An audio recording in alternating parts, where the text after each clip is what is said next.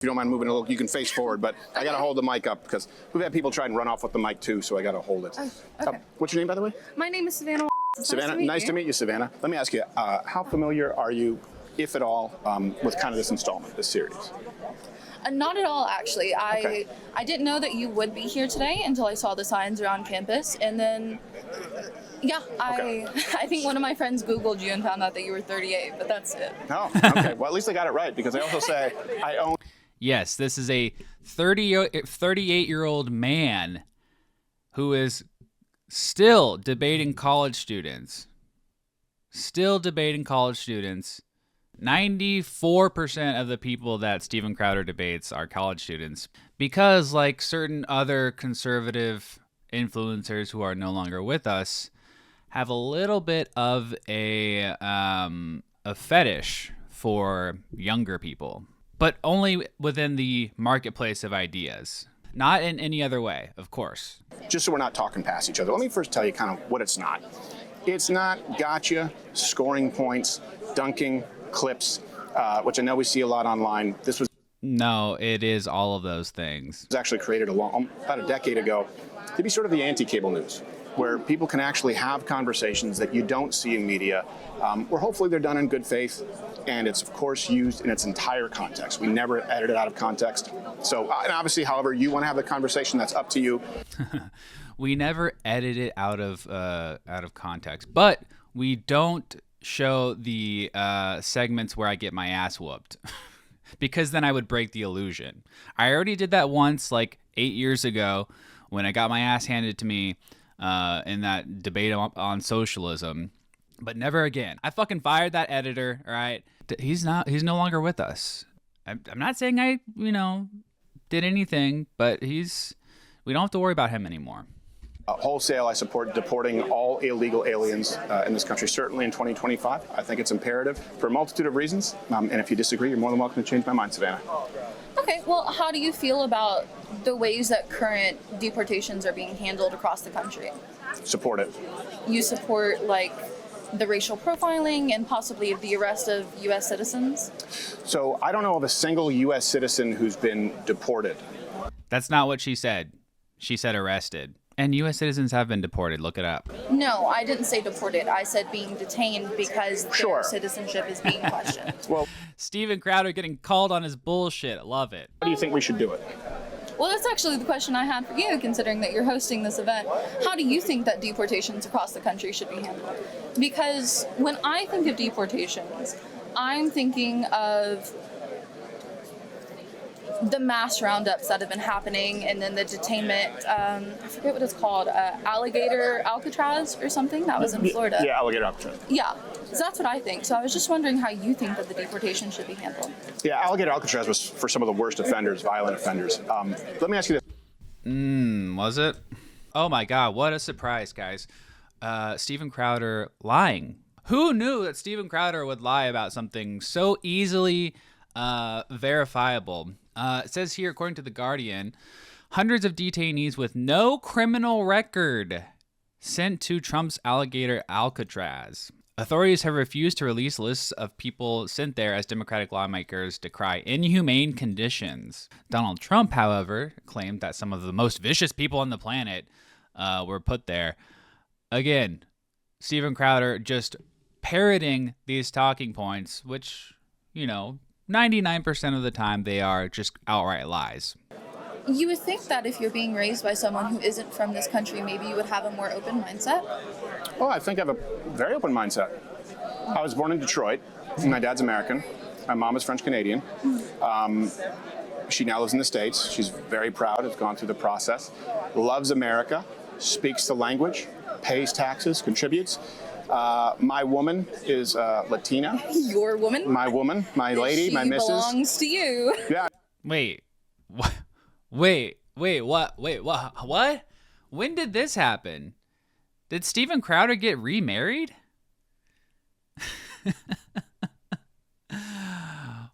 What the fuck? Who the fuck would marry this guy? What self-hating brown person would marry this fucking lunatic, racist douchebag? Is she okay? Was she purchased? Did Steven Crowder purchase this lady? It sounds like she was possibly sold into some kind of, situation. And Steven Crowder, with zero other prospects, given how much of a fucking violent lunatic this guy is, had to resort to pulling out his wallet. This is the only way he could possibly find another partner, because no one would willingly be with this guy, right? Like, the only reason he was married the first time is because they were like both 19 or some shit, and Hillary Crowder had no idea what she was getting into. Oh my God. Illegal aliens not only commit crimes, and that's why I brought it up, at a much higher rate than native-born citizens. That is just not fucking true, dude. Like, this guy just straight up lies to people because, unfortunately, many of these people that he talks to just don't know all of the information. It's not, a knock on them. They're not prepared for these types of conversations. And that's what he banks on, right? And if you are prepared for those types of conversations, you don't make the cut, obviously. But undocumented immigrants do not commit crimes at a higher rate than the native population. That is just easily debunked. This is from the great state of Texas. This is the very liberal, communist, Marxist, critical race theorist state of Texas. Undocumented immigrant offending rate lower than the U.S.-born citizen rate. Analysis of Texas arrest records indicates a consistent trend across violent drug and property and traffic offenses between 2012 and 2018. This is just one of many studies that show that the undocumented population in this country commit crime at a lower rate than the native-born population. They also cost the taxpayer $150 to $450 billion a year. It is a serious problem. Yeah, and again, this is also a lie. It's like lie after lie after lie. Like, he just cannot stop lying. The undocumented population contributes more in taxes than they take in because they can't, There are some programs that undocumented immigrants can participate in, like WIC and a couple of other things. But the fact is that they pay more in taxes than they take out in benefits. That's a fact. They can't take Medicaid. They can't take SNAP. They can't take Social Security. Stephen, Jesus is very upset at you for constantly lying. You need to confess your sins tonight. All right. You need to pray really hard, buddy. But I think that when your only option is to escape a country, when you're seeking political asylum, it's not necessarily the easiest thing in the entire world to obtain citizenship before you go to the country that you want to be in. Yeah, but why are they entitled to go to any country they want? What? If you're referring to what she specifically mentioned, which is seeking asylum, that you do have a right to. If you have a legitimate claim to asylum, you absolutely have that right. That is enshrined in international law. I don't know if you know that. What do you mean Jews have the right to come here while they're being genocided? They're not going through the process. Case to the struggling American right now who's paying taxes out the wazoo. That someone who comes here pays no taxes, shares nothing in common with the culture, language, commits crimes, according to your definition here, should... Undocumented immigrants absolutely pay taxes. Like, is he okay? I don't understand how how he takes care of himself if he can't, understand very basic facts. That undocumented immigrants absolutely pay taxes. What is he talking about? Criminal. So let me ask you this. Why should the American taxpayer keep footing the bill for current criminals who are also illegal aliens? Those are the people who are affected. Well, it's almost as if that you're insinuating that illegal citizens do not pay taxes at all, because you can receive employment here in the United States. There's a little checkbox that you have to put on job applications. I didn't say that, but go ahead with this trail. You did say that. I never said that none of them pay taxes. You said undocumented people don't pay taxes. that someone who comes here pays no taxes. Well, it's interesting the way that you phrase it, because it's almost insinuating that illegal citizens don't pay taxes. I would say it's interesting the way you interpret it, because what I said is they cost the American taxpayer 150 to 450 billion. Now I could tell you, provide you the reference if you want to take these with you so you don't have to take my word for it, that there's about a 17, that's including the 17% offset of taxes that are paid from illegal aliens. So even including that number, it's 100. Okay, according to the Economic Policy Institute, which we all know is Marxist, if we examine just the net fiscal impact of unauthorized immigrants, even this is positive, despite the fact that lacking work authorization also means being trapped in low-wage work and being unable to adequately assert one's labor and employment rights. The reason it's positive is that many unauthorized immigrants pay income taxes and have Social Security taxes withheld, but are generally ineligible for government benefits and services. And according to EPI, a better solution would be an immigration reform that granted work authorization, which would allow many people to rise to higher paid jobs and increase both tax revenues and eligibility for benefits by this population. But no, Steven Crowder wants to just get them out, even though they are a net positive to the economy. I said the net cost to taxpayers is 150 to 450 billion dollars a year. Where do those numbers come from? Elon Musk, which we all know, the most trustworthy guy ever, right? Said, well, you're insinuating or demeaning people for none of them paying. That's not what I said. Elon Musk, the guy who said he was going to save, what, $1 trillion or $2 trillion in the first year of the Trump administration. How did that work out? There's a reason he's no longer in the Trump administration, right? I mean, that's not the only reason, but like, come on, he was a complete failure. Doge, remember the Doge checks we were supposed to get? We were all supposed to get $5,000, right? This Doge refund never happened. Why? Because Elon Musk doesn't understand math, apparently. And then I gave you a follow-up stat to ensure it wasn't circular logic. I'm aware of the 17% offset.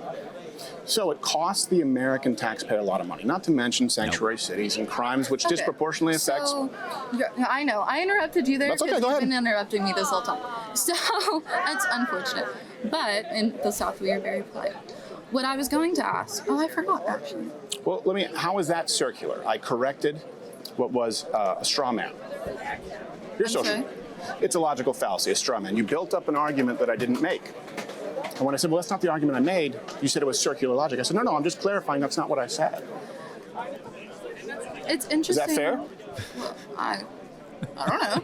But it's interesting. Is it fair to argue against the point or to present a case against the point that I actually made rather than one you've prepared to make a case against? Because I never said that. She didn't prepare anything. What are you talking about? Unfortunately, I think I am done. I think so. It is very hard to have a productive conversation with you I can imagine. You continue to interrupt me and speak over me, and then say that, well, I'm moving the goalpost, and then given no time. I'm done, but I'm going to keep talking for another 6 minutes. I am to maybe have a rebuttal to that. Take all the time you want. No, I'm saying I came here with the intention of actually having a productive conversation. Sure. I just wanted to know who you were and what you thought, because that's what we do in social work. Yeah. We want to understand who you are as a person and what you think about the topic that is most concerning to you. So then shouldn't you listen when I say what I think of the topic, as opposed to making up something I didn't? Hold on. And then I'll give you the floor. Actually, Hold on, and then I'll give you the floor. I know you constantly say it, but we can set a timer and see who's interrupting who. Shouldn't you address... Oh my God, dude. He's so fucking annoying. So petty.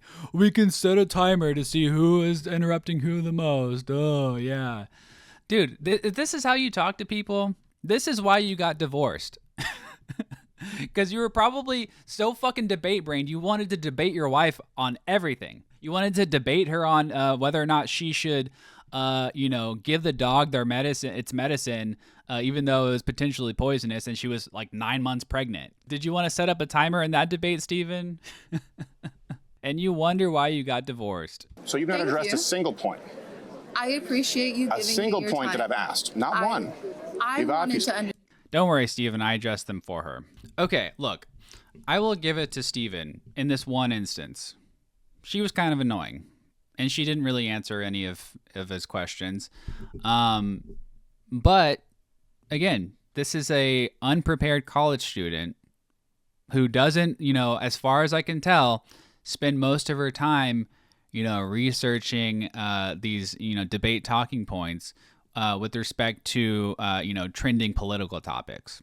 And so she's going to argue from a vibes perspective. It's not her fault, okay? She doesn't do this for a living. But look, the point is, undocumented immigrants commit less crimes than the native-born population. If you want to say, oh, well, they crossed the border, so therefore their whole lives are stained with criminality. Okay, so that one time, even though you've done this multiple times, everyone listening, you drove over the speed limit. That made you a criminal. So you're a criminal for the rest of your life. You are nothing but a criminal. That's how I perceive you. That's what he does with undocumented immigrants who cross the border or overstay their visa.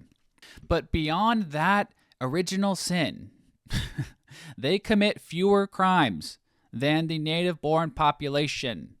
That is a fact. Not only that, but they are a net positive to our economy and to the fiscal budget, the federal fiscal budget, long term. Okay, these are all unfortunate facts for Stephen because they contradict his point. Now, he might say, well, regardless if they commit less crimes and are a net positive to our economy, they still shouldn't be here based purely on the legality of it. Okay, well, okay, then you can't make those arguments anymore. If it doesn't matter if they commit more crimes or they commit less crimes or if they pay more in taxes or less in taxes than they take in benefits, then you just can't make those arguments, right? You have to argue from purely a legal perspective. And that's fine, but that's the only argument you can make, right?